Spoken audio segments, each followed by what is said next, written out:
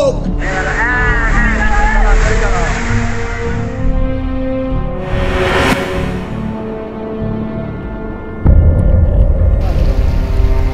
বিশাল ভয়ঙ্কর পরিস্থিতি।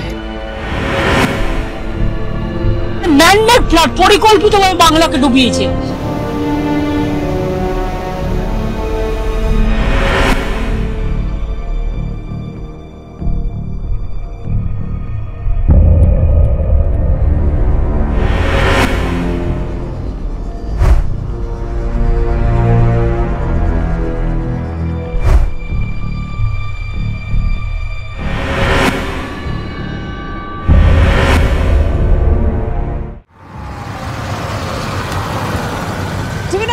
স্বাগত হটস্পট নিয়ে আমি শর্মিষ্ঠা রয়ে গেছি। আর আজকে আমার হটস্পট হচ্ছে হুগলির কিছু কিছু এলাকা ঘুরবো এবং আমি ঠিক যেখানে দাঁড়িয়ে রয়েছি না, যদি আমি আমার ক্যামেরা পার্সন সুদীপকে বলি ছবিটা দেখাতে, মানে সিনেমার আগে ট্রেলার বলে, এটা হচ্ছে ট্রেলার। আমি আরও কাছে যাব, আরও ভিতরের দিকে যাব, যতটা সম্ভব আমি যাব, সেই ছবি তুলে ধরবো। কারণ এই মুহূর্তে হুগলির বিস্তীর্ণ এলাকা দামোদর নদের জলে তোড়ে ভেসে গিয়েছে।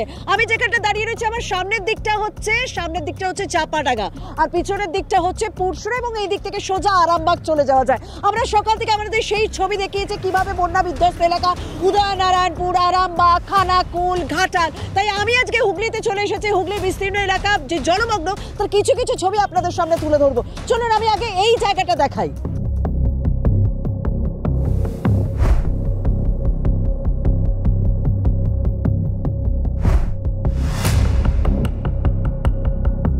আমি আমার ক্যামেরা পার্সনকেও বলবো যদি সম্ভব হয় এদিকটা আসার, কারণ জলের স্পিডটা কতটা, এবং সামনে স্কুলের বেশ কিছু ফ্লোর এই মুহূর্তে জলমগ্ন। সামনে এখানে মেলা হচ্ছিল, সেই মেলাটাও পুরো ভেসে গিয়েছে। আমি দূরের বাড়িগুলো দেখতে পাচ্ছি, 2তলা 3তলার বাড়ির একটা করে ফ্লোর রীতিমতো ভেসে গিয়েছে। আমি আমার ক্যামেরা পার্সনকে একটু এদিকটাতে আসতে বলবো।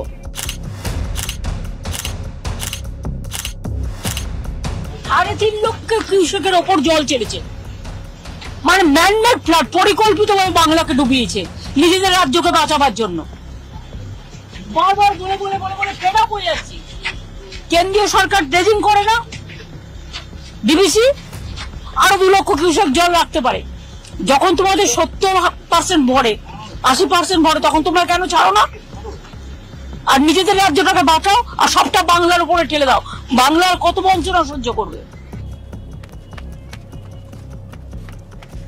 পিছনের দিকে চাপাডাঙ্গা, সামনের দিকে আমি যেহেতু এগিয়ে যাচ্ছি পুরসুরার দিকে, আরামবাগের দিকে। আর এই যদি বাঁ হাতের দিকে তাকাতে হয় না, বাঁ হাতের দিকটাও কিন্তু পুরো ডুবে গিয়েছে, কারণ এটা উদয়নারায়ণপুর, এবং উদয়নারায়ণপুরেও বিস্তীর্ণ এলাকা জলমগ্ন এই মুহূর্তে, হাসপাতাল, স্কুল।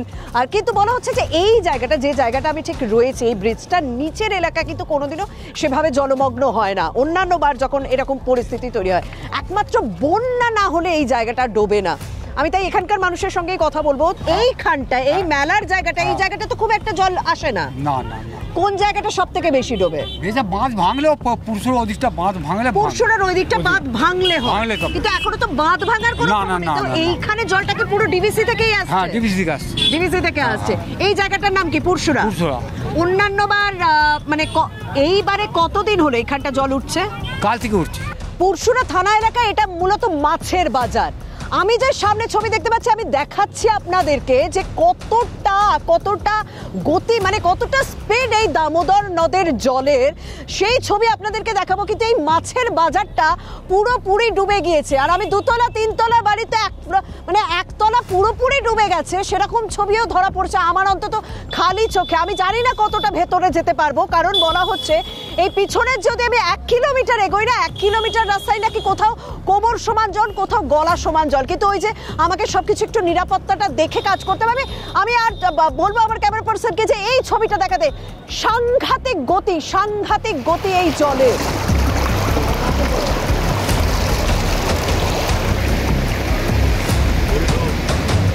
এখানে কটা গ্রামে তাও জল ঢুকেছে? কটায়? 15টা এটা শুধুমাত্র দামোদরের জলে 15টা গ্রাম ভেসেছে। ওদিকে তো শুনছি মুন্ডেশ্বরীর জলেও একই লাইন, এইটাই দামোদর মুন্ডেশ্বরী একটাতেই। আর এই যে এত গ্রামে জল ঢুকেছে, এই যে বাড়িগুলো আমি দেখতে পাচ্ছি যে একতলা তো পুরোপুরি মানে জলমগ্ন, তো মানুষ কোথায়? ওপরে উঠে গেছে, বাঁধে উঠে আছে, রাস্তার বাঁধে উঠে আছে। আপনি গেলে এই বাঁধটা দেখতে পাবেন, সব টিউবওয়েল খান্তি আছে। এই প্রথম এত জল দেখছি, আগে এত জল আসেনি। মানে এত বছরে এতটা জল দেখেনি এখানে, কিছু কিছু এলাকা আমার লাইফে আমি দেখিনি। আচ্ছা, তো খাওয়া দাওয়ার ব্যবস্থা, বাচ্চা টাচ্চা রয়েছে তাদের খাওয়া দাওয়ার ব্যবস্থা দেখছি, প্রশাসন দেখছে। আচ্ছা, আমি যদি বলি যে সব থেকে বেশি কোন কোন জায়গাগুলো, কোন কোন গ্রাম এই মুহূর্তে জলমগ্ন? ওটা তো ওই পাট্টা পুরসুর, ওপাট্টা তারকেশ্বর থানা। ওই তারকেশ্বর নদীর মানে ওটা মানায় যাদের সব বাড়ি আছে তারাই বন্যায় প্লাবিত হয়েছে, কিন্তু বাকি সব পুরসুরা থানা বেশি ক্ষতিগ্রস্ত হয়েছে। মানে কারণ এখানে দামোদরের জলটাও যাচ্ছে, ওদিক থেকে মুন্ডেশ্বরীর জলটাও আসছে, মানে এখনো পর্যন্ত বাঁধ ভাঙার কোনো খবর নেই। মুন্ডেশ্বরী বাঁধ ভেঙে তারপর ওই জলটা পুরো ডিরেক্ট ঢুকছে, তাই তো? আমি যাবো আরো ভেতরের দিকে যাব, কারণ এখানে বলছেন যে একজন বললেন না যে তিনি জ্ঞানত অবস্থায় এতটা জল দেখেনি, সামনে পিচ রাস্তার উপরে জল উঠে গিয়েছে, যেটা কিন্তু এবারে প্রথম, সেই ছবিও দেখাবো।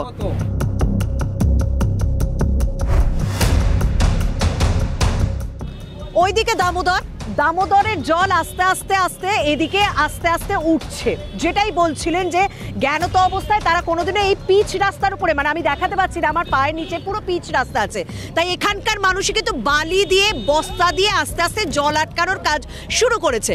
ডিবিসির পক্ষ থেকে যদি আরো জল ছাড়া হয় তাহলে কি এই জল এইভাবে রোখা সম্ভব? আপনাদের কি মনে হচ্ছে এই জল আটকানো যাবে এভাবে? হ্যাঁ, কোনোদিনও তো এতটা অবধি জল কোনোদিনই ওঠে না। তো এই যে বস্তা এবং বালি দিয়ে আটকাচ্ছেন, এরপর যদি ডিবিসি আরো জল ছাড়ে তাহলে আটকাতে পারবে? না, আটকানো যাবে না, এরপর প্লাবন হয়ে যাবে একেবারে প্লাবন। এখানে কোন কোন জায়গা সব থেকে বেশি প্লাবিত? এখানে হচ্ছে পুরসুরা বেশি, উদয়নারায়ণপুর, তারপরে হচ্ছে ডিবসুর। এইদিকে কতটা? কারণ এইদিকে বেশ কিছু স্কুল বাড়ি দেখলাম পুরোপুরি ভরে গেছে, একবারে কারাড়িয়া পর্যন্ত যাওয়া যাচ্ছে, যেতে পারছে মানুষ না? পুরো ওই বাঁধের উপর দিয়ে যেতে পারছে কোনো।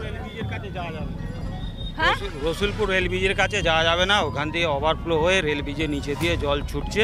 আচ্ছা, মানে রেল ব্রিজের নিচ দিয়ে দামোদরের জল আসছে, তাই তো? পুরো জায়গা ভেসে গেছে একদম, মানে বিপদ সীমার উপর দিয়ে বইছে। মানে কোনোদিন এত পরিমাণ জল কোনোদিন দেখা যায় না। আগেও এরকম আগে হয়েছে, কিন্তু এই পরিস্থিতি আসেনি। কিন্তু এই যে এবার তো মানে আমি দেখছি মেন রাস্তার উপরে, হাইওয়ের উপরে তো কাছাকাছি, মানে আমি বোঝাতে চাইছি এটাই যে হাইওয়ের কাছাকাছি কিন্তু এই রাস্তাটা, এই জল যদি বাড়তে থাকে তাহলে তো হাইওয়ে ডুবে যাবে। একদম, মানে পুরোপুরি এই যোগাযোগ পুরো বন্ধ হয়ে যাবে, একদম বিচ্ছিন্ন হয়ে যাবে। কোনো এই সড়ক যোগাযোগ বিচ্ছিন্ন হয়ে গেলে ডানকুনির থেকে আরামবাগের কোনো যোগাযোগ থাকবে না, তাই তো? না, মোটেই না, কোনো যোগাযোগ থাকবে না। আমি ওই যে বললাম ভেতরে ঢুকবে, এবার ভেতরে যাওয়ার পালা।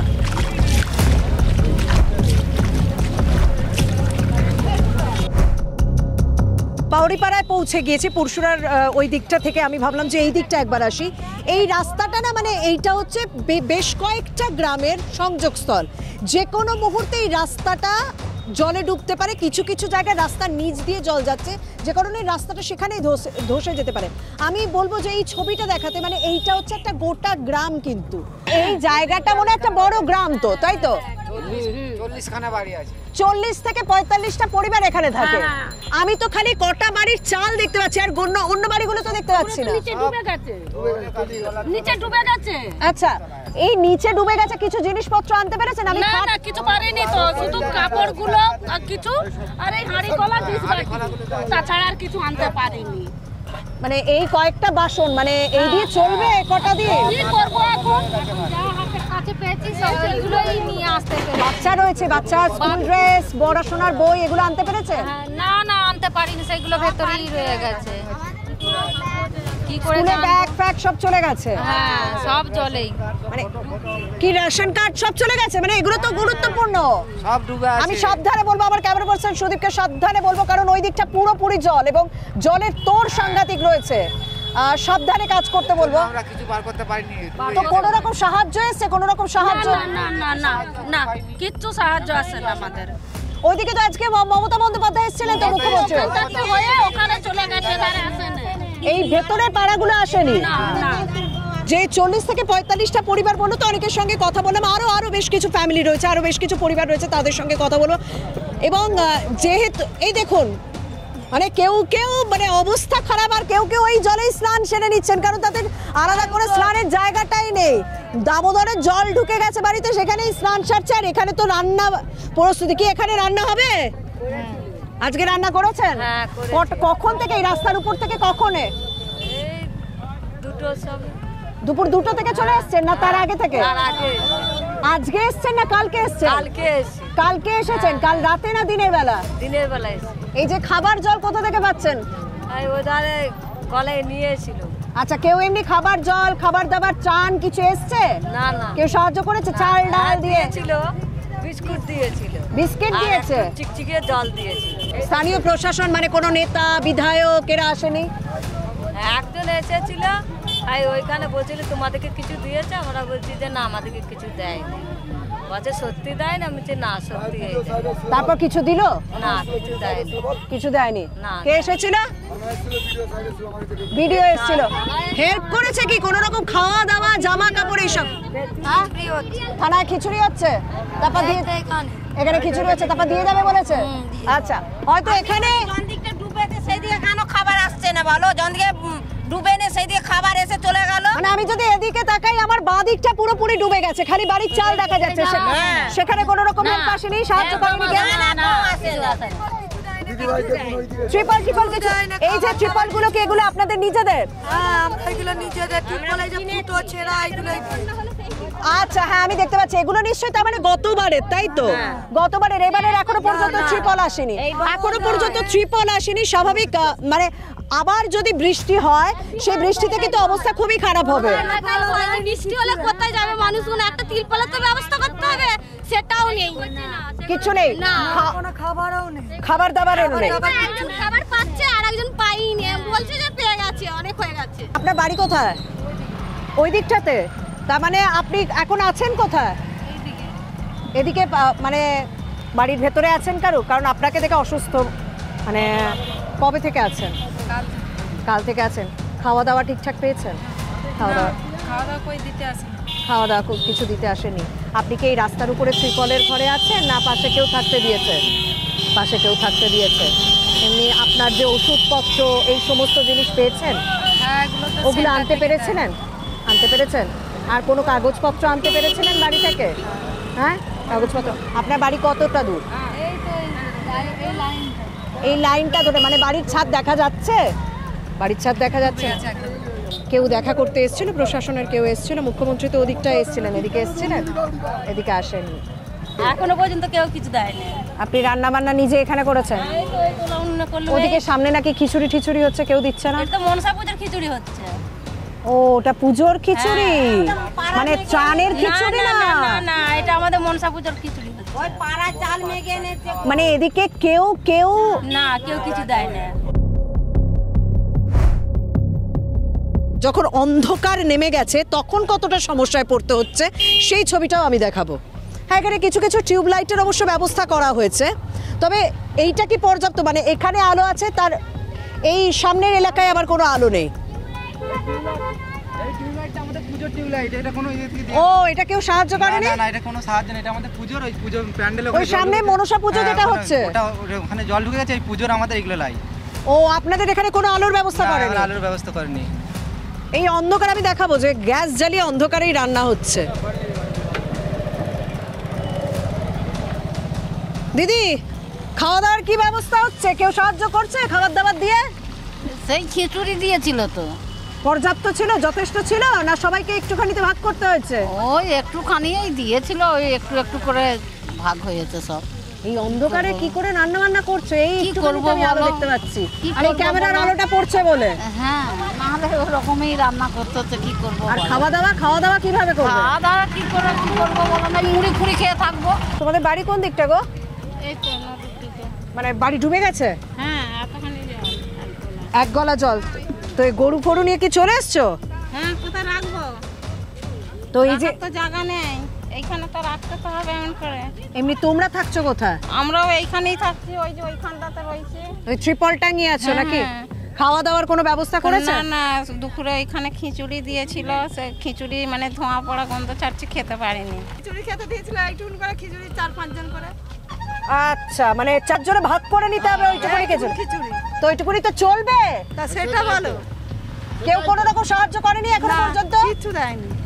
দিনের আলোর ছবিটা তো একরকম, কিন্তু রাতের অন্ধকারে পরিস্থিতিটা কি হয়? মানুষ সমস্যা কিন্তু রাতেই পড়েন। দিনের বেলায় যা হোক করে যে সাহায্য করছে তাদের দেওয়া খাবার নিয়ে আছেন, কিন্তু এই রাতের বেলায় যেখানে উনি বসে রান্না করছেন এই গ্যাসটার কাছে, আমি ক্যামেরা পার্সনকে বলবো একটু আলোটা নেভাতে, তাহলে পরিস্থিতিটা বুঝবেন। বুঝতে পারলেন যে কোনো আলো নেই এখানে, আবার আলো জ্বালালো তাই এখানে আলো এলো। ওই আলো ছাড়াই এখানে রান্না হচ্ছে, যেখানে বাঁশের বেড়া পেতে তিনি রান্না করছে তার ঠিক নিচেই জল। দেখুন আমার এখান থেকে 1 হাত দূরও নয়, পুরো বাড়ির যতটা আছে তার অর্ধেকেরও বেশি পুরোপুরি জলের তলায়, তাই ঘর থেকে কিছু আনতে পারেনি। যা হোক করে তিনি এই গ্যাস ওভেন এবং সিলিন্ডারটা বার করতে পেরেছেন, কিন্তু ওই যে অন্ধকারে পেট চালানোর জন্য রান্নাটা করতে হচ্ছে। কারণ এখানে যে সাহায্য করা হয়েছে বেলার দিকে, খিচুড়ি যেটা দেওয়া হয়েছে সেটা পর্যাপ্ত পরিমাণের নয়, পরিবারের সবাই মিলে খেতে পারছে না। সমস্যাটা শুধুমাত্র দিনের বেলায় বোঝা যায় না, দিনের বেলা আপনারা ছবিটা দেখতে পারেন, কিন্তু রাতের বেলা সমস্যাটা কোন জায়গায় গিয়ে পৌঁছয় সেটা অন্তত এখানে এসে আমি বুঝতে পারলাম। এই জল তো উঠেছে, ঘর কোথায় তোমার? ওইদিকে ঘর? হ্যাঁ, এই যে এটা ঘর? এইটা না, এই যে ঘর আছে। ও পুরো ডুবে গেছে তো, খালি আমি ছাদ দেখতে পাচ্ছি। হ্যাঁ হ্যাঁ, ওই যে দেখাচ্ছে হ্যাঁ, পুরো ডুবে গেছে। আচ্ছা, তাহলে জিনিসপত্র কি আনতে পেরেছো ঘর থেকে? কিছু এনেছি, কিছু রয়েছে, সব ডুবে গেছে। সব ডুবে গেছে।